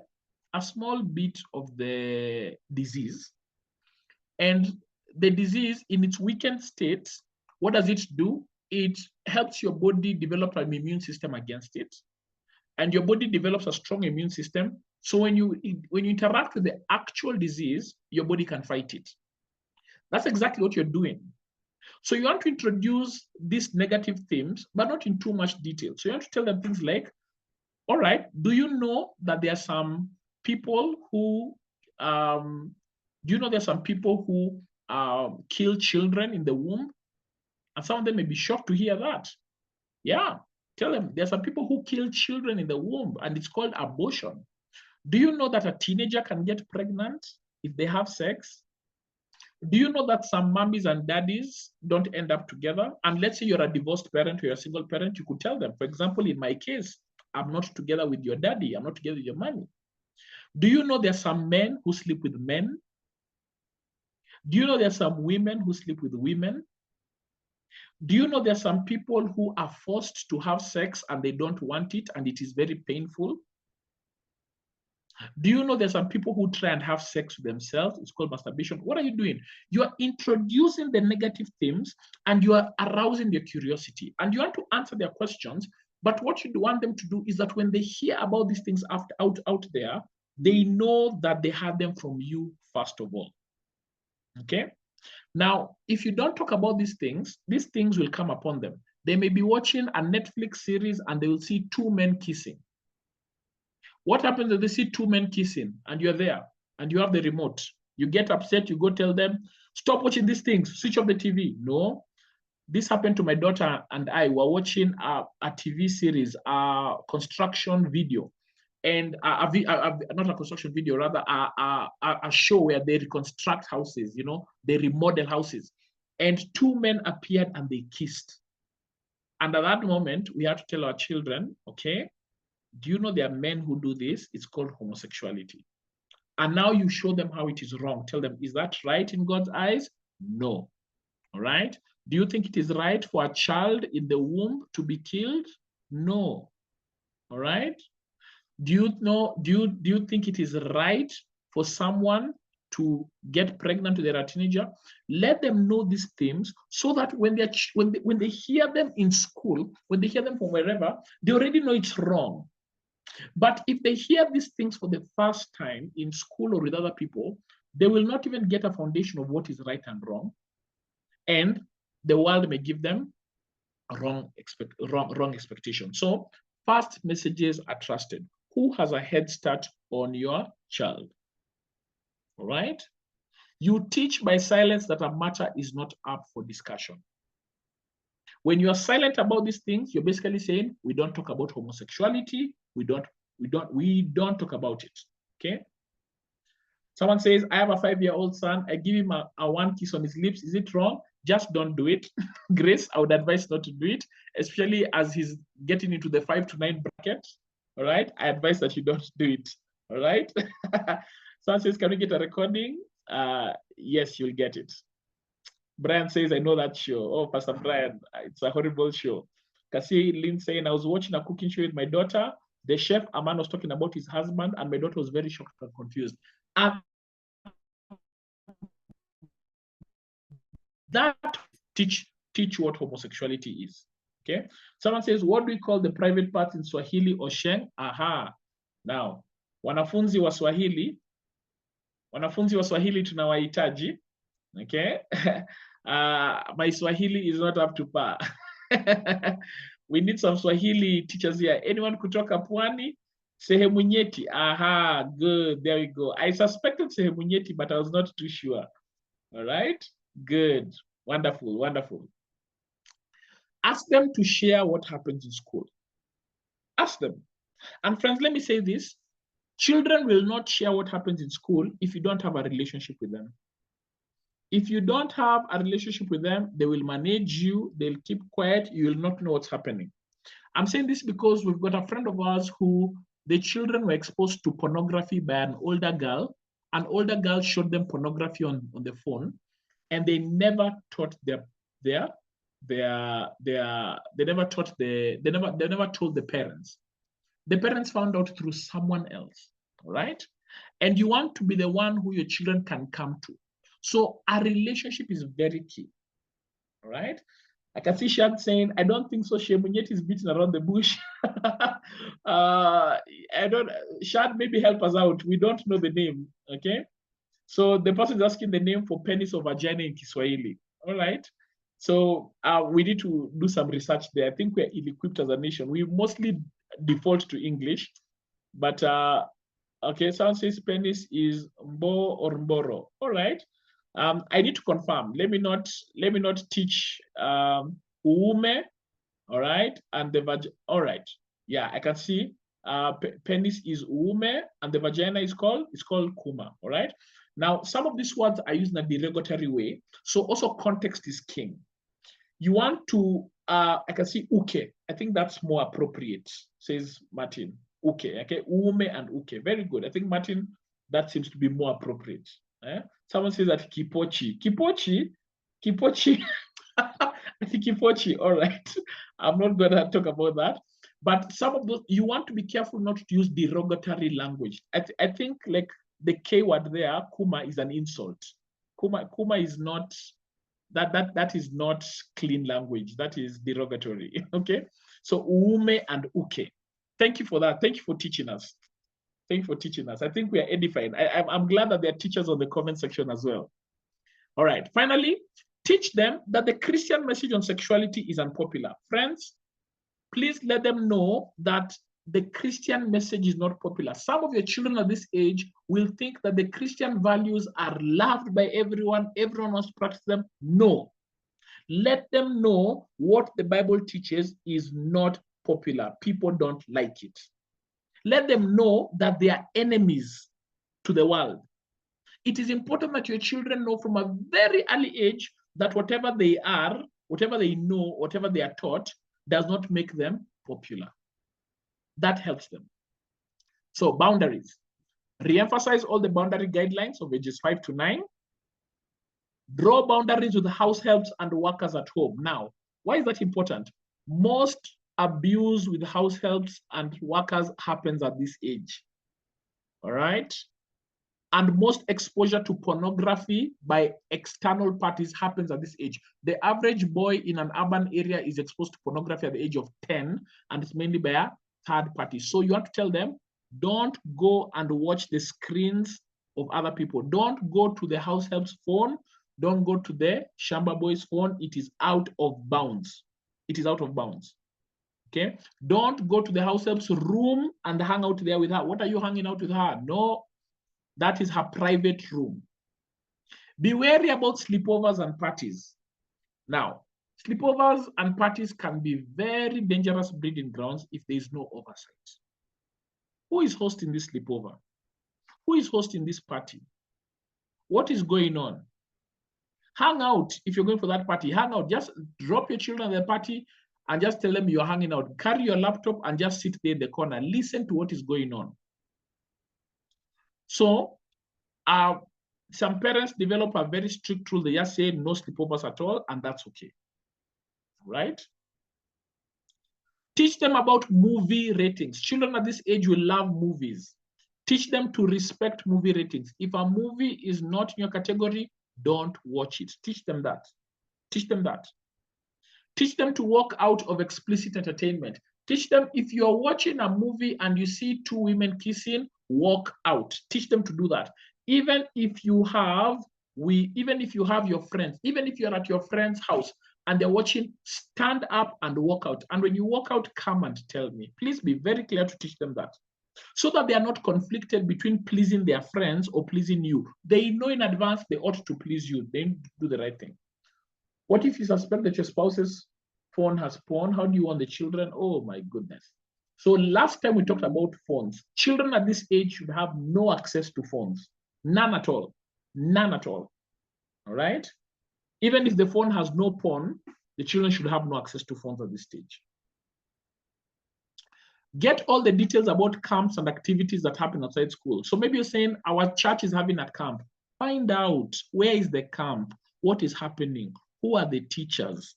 Okay, who is teaching what? What is the sleeping arrangement? Who is in charge of the boys? Who is in charge of the girls? What time are they sleeping? Get to know everything, everything. Friends, don't just assume, oh, the pastor is there, everything will happen well. There are people who've been sexually harassed at church camps. Avoid cuddling with parents of the opposite sex. Now, some of you mommies, you love cuddling with your sons. You may be shocked that at this age, your son can get an erection. Now, that erection may scare you. You may think your child is sexually aroused by you. Not necessarily. It's simply because of the tenderness and the warmth, blood will rush to their private parts. So you want to avoid those embarrassing situations. Don't cuddle with your boys at this age. In fact, if anything, encourage intimate and extensive time with parents of the same sex. Okay? Encourage extensive and intimate time with parents of the same sex. Encourage boys to hang out with their dads. What if you're a single parent? At this age, rope in an uncle, rope in a brother, rope in a male figure, rope in someone who can spend that time. In my house, we don't do sleepovers. If there's a sleepover, mommy is sleeping over too. Exactly. Moreover, often than not, the sleepovers don't happen because if mommy sleeps over too, we're banned. Very good. We have the same policy. You're doing well. You're doing well. All right. Myths to debunk. Again, like I told you, myths will vary based on exposure. You want to listen to the child and respond biblically. Molestation, the same thing. At this stage, they can articulate themselves clearly. But again, just like in the previous age, guided questions are necessary. What about those who give their children gadgets to avoid disruption? No, that is wrong. And we talked about that last time. Please go online and look out for the session we did on screens and gadgets. A phone should not be used to distract a child. That's why you buy your children toys. And it's unfortunate that children have toys, but they prefer screens and phones. No, no, no, no, no, no. Children should not use toys, should not use tablets and phones, all right, to be distracted because they're unruly, all right? That is not healthy. Again, just like the previous one, never blame a child if they forgot the boundaries and they got molested. It is never their fault. Finally, we've come to the end, friends. Let me finish this. Ages 13 to 19. You're preparing an adult for the real world here. So re-emphasize God's view on sexuality at the teenage stage. Re-emphasize the message on boundaries and caution. There's a lot of re-emphasizing that is going on. Re-emphasize that the Christian message on sexuality is unpopular and that many do not subscribe to it. Re-emphasize it. Teach about puberty. So you'll find that the body changes will happen. Teach about them because some of them will have shame and they don't know what to do. So teach them that these are normal changes. Some of them will have pimples. They'll be feeling a bit embarrassed. Teach them that it's a phase in life. You need to talk to them about it. Don't assume that they know. Teach them.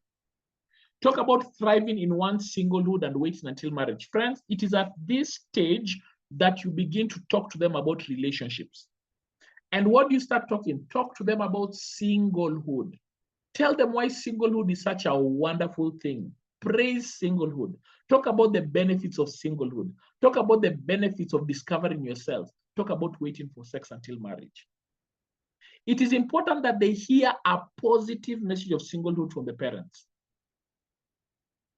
They must not hear it from anyone else, but from you first. If they hear it from anyone else, it's okay, but you be the first one who champions singlehood, so that they can know that the teenage age is not an age for dating. There are some parents, especially in the West, they normally say that at this age, teenagers can go out on dates. Don't encourage teenagers to be in relationships. Let them thrive in their singlehood and teach them about waiting until marriage. At this stage, talk about their future marriage and family. Tell them, what kind of marriage would you like to have? Would you like to marry a woman like Mommy? Talk about the future family. How many children do you want to have? Let them dream and let them see it as a vision for the future, but not something to engage in presently. Talk about controversial stances that their peers will hold. Now, again, the same themes of pornography, masturbation, homosexuality, sex outside of marriage. Now start talking about them in a bit more detail. All right? Talk about boundaries. Are there friends of yours who are gay? What do they do? Why do you think they do that? All right? Why do you think they try that? Why does someone have a girlfriend? Why do they need a girlfriend? How come they're not thriving in their singlehood? Why don't they want to be single? Why don't they want to use this age to do the right? You talk about it. It has to be conversational. And talk about dressing and sexual boundaries in relationships, especially with the girls, because at this stage, the girls appear sexual, very, very sexual, okay? All right, and I can see Cairo saying, let them socialize, not specialize. Exactly, I like that. Let them socialize, not specialize. Coach using stories and scenarios and be the devil's advocate. So at this stage, use stories. So tell them, so imagine if your friend got pregnant today, what would you do? Now be the devil's advocate. Say, if she got pregnant, I would ask her who is the father. What if your friend says, I want to abort the child? I want to abort the child. What do you say to them? I will tell them, don't abort, abortion is murder. But what if they say, but if I don't abort the child, my life will be ruined. Now, what if my education is ruined? What if I drop out of school? What if my life is ruined? How come? Why aren't you my friend? Why aren't you supporting me? What do you say? You know what you're doing? Be the devil's advocate. Put your child in a difficult position so they can have moral dilemmas. And then help them think about those moral dilemmas so that they can start thinking about, what is the right thing to do in this case? Encourage critical thinking. Encourage them to think critically. Let them see some situations are not black and white. Help them make difficult choices, difficult decisions. Help them understand that not everything is black and white and they need to make much. You are preparing them to be adults. Teach them that God can forgive, God can heal, and God can redeem, but the consequences remain. Teach them that if they mess up sexually, they can be forgiven. They can be forgiven, but the consequences will remain. And the consequences are not a punishment from God. The consequences are basically what? The result of what has happened, okay? Teach them that sexuality is not everything. At this age, the world is telling them that sex is everything. Sex is the main thing on radio, on TV, and you find that because the testosterone for the boys is revving up, the estrogen for the girls, it's very easy to believe that sexuality is not everything. There's an example I normally teach with teenagers. I normally ask them, I normally tell them, what percentage of your married life do you think you'll spend having sex? And teenagers go like, 90%, 80%, 100%. And I give them a very small exercise. I tell them, all right, let me give you an exercise. How many times in a week do you think a married person has sex? And they guess, they say something like, they have sex every day. They have sex 5 times. I tell them, okay, guys, so I'm going to tell you, a married person may have sex twice a week. Twice a week. They'll not have sex every day. They'll have sex twice a week. And I ask them, now, how long do you think sex is?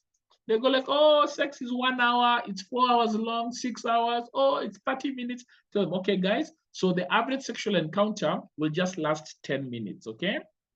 So 10 minutes, 2 times a week. How many minutes are that? They say 20 minutes. I'm like, all right, so 20 minutes a week. And let's do the calculation. I tell them, how many minutes are they in an hour? They say 60. To get the number of minutes in a day, multiply by 24, that is 1,440 minutes in a day.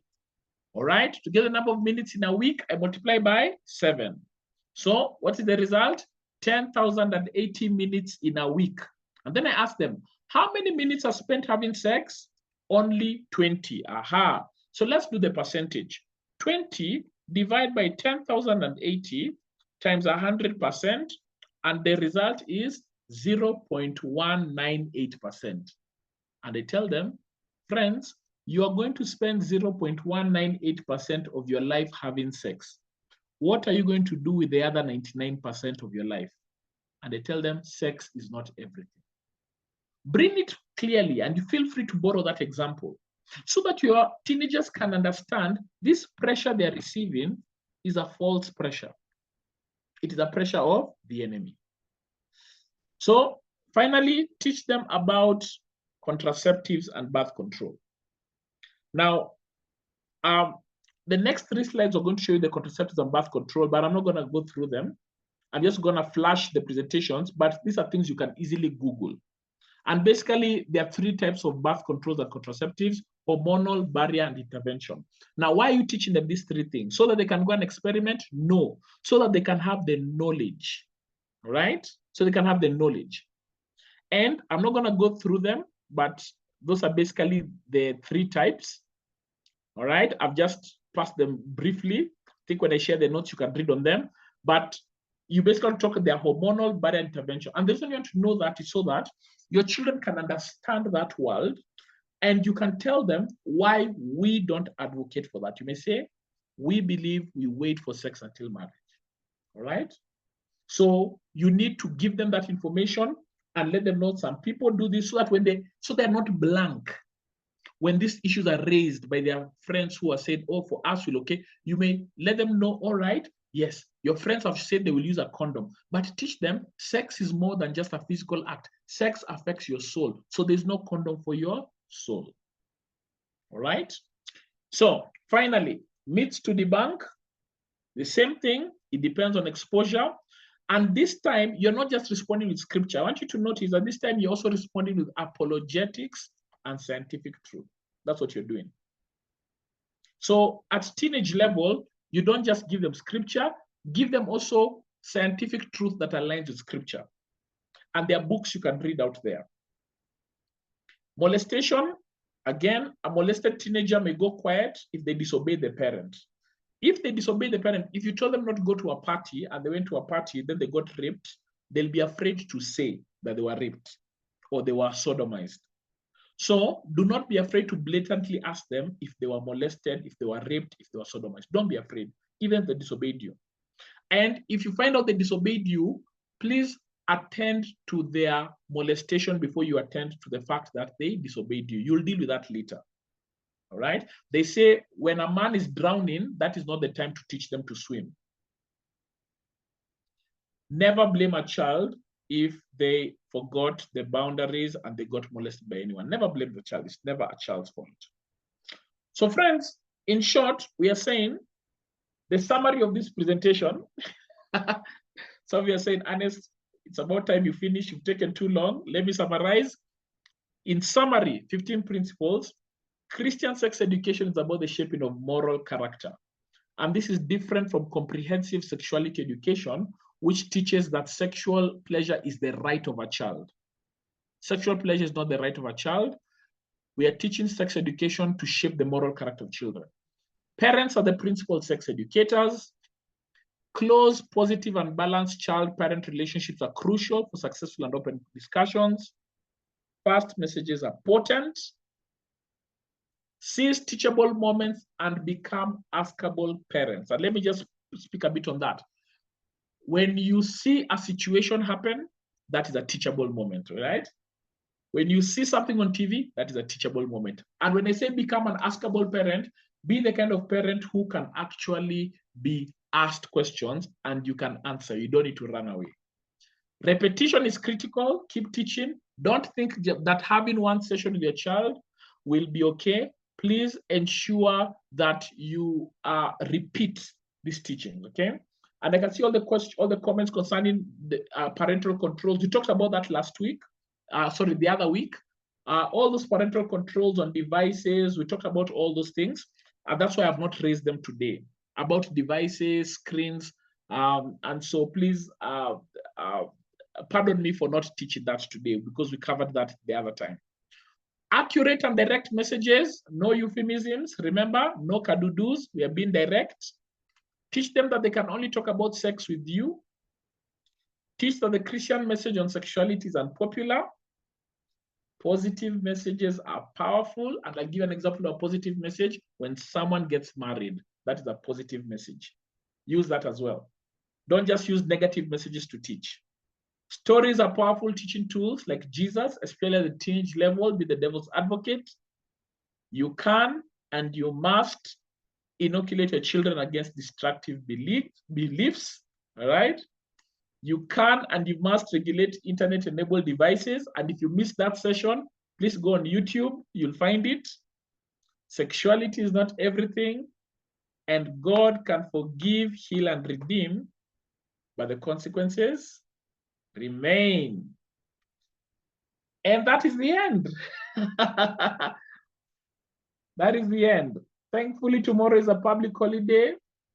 Lessons can begin tomorrow. Exactly. What's the YouTube handle? Kenya Christian Professionals Forum. Kenya Christian Professionals Forum. Omondi says, I always found it easier to talk to strangers other than my mom about sex when I was younger. Can you identify someone in a circle of friends who can talk to them about this topic when they are more open to the topic?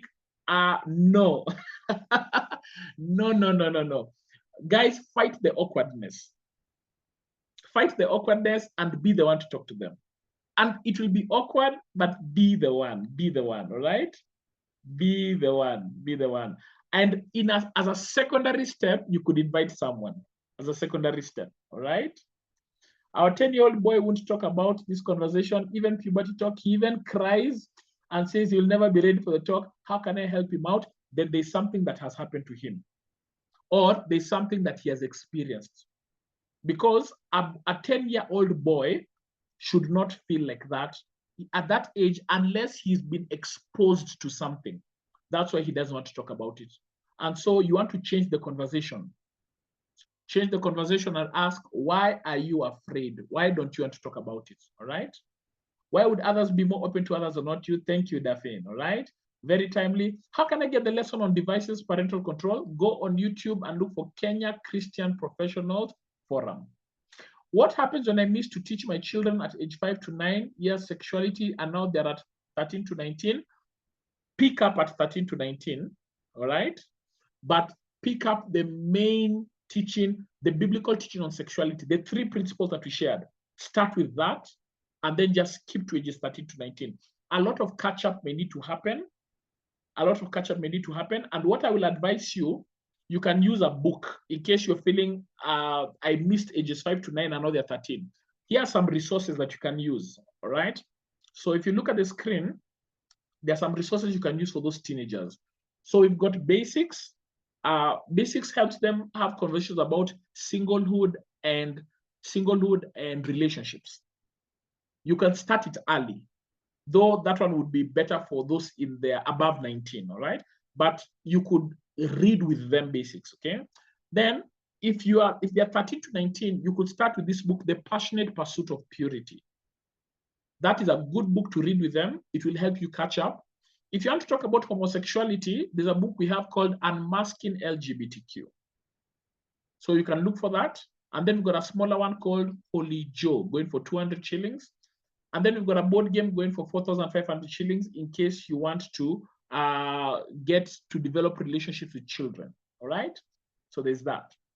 How do I join this series of lessons? Just follow Kenya Christian Professionals Forum on YouTube, but also, Steve, you could put a number so that they could text in case they want to get updated on the next forums. Can a 14-year-old girl join Girl Power just to learn? Unless you're there with them. We normally have Girl Power for adults, 18 years and above. So if you come with your under 18, we ask you to sit in with them, all right? Parents to teenagers, where do we have such forums? So we've got ministries that are doing some great work, and we're going to recommend them. Please look for the following. Look for New Dawn Mentorship. Look for Raising Future Parents. And please look for Candid Hope Kenya. These are the people who have brought this talk to you today, including myself. New Dawn Mentorship, Raising Future Parents, and Raising Future Parents are people who are my mentors, Dr. Stanley Mukolwe and Patience Mukolwe. They've got wonderful forums for parents to teenagers, and you can get some good information there, and also check out Candid Hope Kenya. All right, very good feedback, very informative. All right, and some of you have got some wonderful information. Thank you for sharing. I don't know everything. Do you have personalized sessions? And if you do, how much do you charge? Yes, we normally just ask you to give an offering to our ministry. And that's why even right now, I'm going to ask you parents, please, before you leave, do you mind giving us an offering? Right there, there's a pay bill I have put. We bring these resources to you freely, and hasn't it blessed you? I'm going to ask you to just pull out your phones and give to that pay bill. It will help us keep offering this for free, all right? And to as many as possible. Someone had asked about books, and I can see there's a comment here by Faith that talks about the book. So let me recommend some books for you. The first one I'm going to recommend is by James Dobson. It's called Bringing Up Boys, okay? Bringing Up Boys. The pay bill is on the screen, Sarah. It's right on the screen, you can see it. Bringing Up Boys is the first book by James Dobson. Also by James Dobson, Bringing Up Girls. Bringing Up Girls. All right? Check out Bringing Up Boys, Bringing Up Girls. And also, you can check out God's Design for Sex series by Stan and Brenna Jones. God's Design for Sex series by Stan and Brenna Jones. But let me say this. Stan and Brenna Jones have also written a book called How and When to Talk to Your Kids About Sex. But let me just ask you to read it with a pinch of salt. The book by Stan and Brenna Jones, How and When to Talk to Your Kids About Sex, tends to be a bit liberal, just a bit liberal on matters like what? Matters like masturbation, matters like homosexuality. They tend to be a bit liberal. So I ask you to be very careful with that book, but in particular. However, it's a good series. It's called God's Design for Sex. God's Design for Sex. So those are some books you can consider. Someone says, please post the books here. The previous books, the pay bill is on the screen, Judy. Okay, is it send money to Ernest? Yes, you can also send to that number. It will still come to me. All right. For some reason, can't see the pay bill. Let me put it on the screen for you. Any other question before we conclude? Okay, I'm gonna put the pay bill on the comment section for those who are asking. This talk is going to be available on YouTube, on Kenya Christian Professionals Forum, and it's also going to be available on my personal YouTube channel. That is Ernest Wamboye. So look out for it. We're going to have them available afterwards. Okay.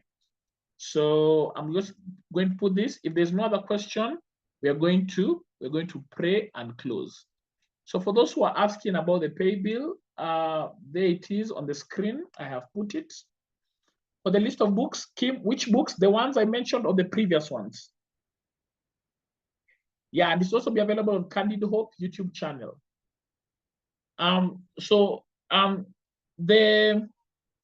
The books I mentioned, the previous ones. All right, so for the previous ones, let me just go back.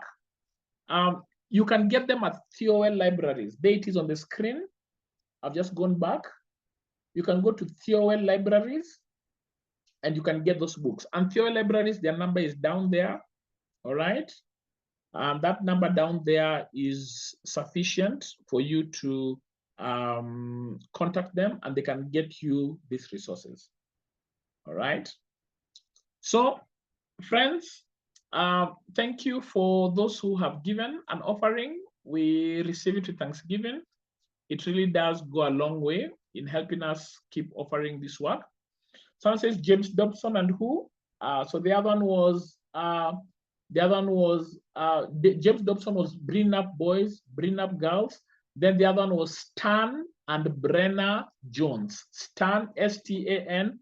Brenna is B-R-E-N-N-A. Jones, J-O-N-E-S. Right? Abang, was this question answered? What happens when I miss to teach my children ages 5 to 9? Yes, we answered it. We answered that question, Agatha. Where do I get one on raising boys? Bring up boys. If you are in Kenya, check out what's it called? Keswick Bookshop on bringing up boys. Keswick Bookshop. Someone says we have the pay bill you can give later too, right? Yes, you can give it later. It's okay. It's okay. All right. And I can see some wisdom from Faith saying stand up by finding out where they know, then build up from there. Yes, and that's why we give the books there so that they can know what to do. Raising Future Parents is also available, yes, by Dr. Stanley Mukolwe. Please check out his website, www.raisingfutureparents. Please pay up for those courses. They will be of good help to you. Friends, it is 9 o'clock. Our time is done. We said we'll start at 7 and end at 9, and so it is 9 o'clock. We are going to try and see if we can have more questions and bring in more people. There are many other experts out there who are doing wonderful work so that we can fight for our children. So allow me to pray for us. Father, in the name of Jesus, we thank you for your faithfulness and we thank you for your love that's better than life. We thank you for your son, Jesus, and we thank you that you have given us all that we need for life and godliness through our knowledge of you. May this truth bring forth a change in our lives and may it help us raise a generation of children in a healthy way. We thank you, we honor you, we give you all the glory, all the honor. In Jesus' name we pray and believe. Amen. Amen. Amen. Thank you, friends. Thank you so much. And thank you to all those who are tuning on YouTube. Thank you, Eric Manzia. I see you've got your hand raised. Do you want to speak, Eric? Did you have a question? Eric, I'm going to give you a chance to unmute your mic. Just give me a moment. Or you could write on the comment section, Eric, so that okay, let me just see if I can unmute your mic. Just give me a moment. So that I can change the permissions here. Hello, good evening. Can you hear me? Yes, Eric, I can hear you. Please go ahead. Go ahead and speak. Yeah, I am. Go ahead. Go ahead. Yes, thank you for that. I mean, I just thought that this moment won't pass without me insisting to pass a vote of thanks to you and the team for this very enlightening conversation. To be honest, I didn't even know about you guys. I just got this from my wife and she also got it from somebody else. So I think you've done a fantastic job. I'm a father of 3 boys, 14, 9, and 3. Wow. And I think these are some very good lessons. And I've just posted a comment there. I would want to attend more of your sessions, so it would be good if you could share with us how we can reach you and how we can, just get to be knowing when you have these kind of conversations so that, we can become better parents and better citizens of this country and the world. Thank you very much, Ernest and your team. I do appreciate that. Thank you, Eric, and thank you for your kind words. So, Steve, please put the number on this. Please put the number on the screen so that they can text that number. So Steve will put a number on the screen. That number is by KCPF. Just send an SMS or a WhatsApp to that number. It is 0757 975 701. And that's a Kenyan number. 0757 975 701. So send that text, and Eric and the team will be glad to reach out to you. So can the limit go beyond 500? Yes, I think we can. We can buy a license to get more than 500. But I think where we are with 500 and the Zoom link, it's better that way. So also to manage comments, you can imagine all the comments we had today with just 500 people. You can imagine how it would be the 1,000 people. When you add God to it, it becomes easier. I'm glad I was part of the conversation. Thank you, Doreen. Joy Mavura says, do you only do on sex on screens, or also yelling, like parents who yell? Please go to Dr. Mukole's class on the part of parenting and yelling, raising future parents. He'll give you all the tips so that you don't lose your mind. Some of you, perhaps you're saying, I want to talk to my teenager about sex, but you may talk to them and they will say, what do you need to know? Because they're the ones who know. So again, Steve, post the number and then let me close. After Steve posts the number, I'm just going to close. Asante sana. All right. Steve just post the number one more time, and I can see a comment here. Special acknowledgement from South Africa. Oh, South Africa, thank you. Thank you for joining in South Africa. We forgot to mention the different countries that were here. All right. We will try and see your IG handle at Wamboye. At Wamboye is my handle, at Wamboye. At Wamboye. Thank you so much, friends. God bless you. God be with you. God keep you. God cause his face to shine upon you. Bye-bye.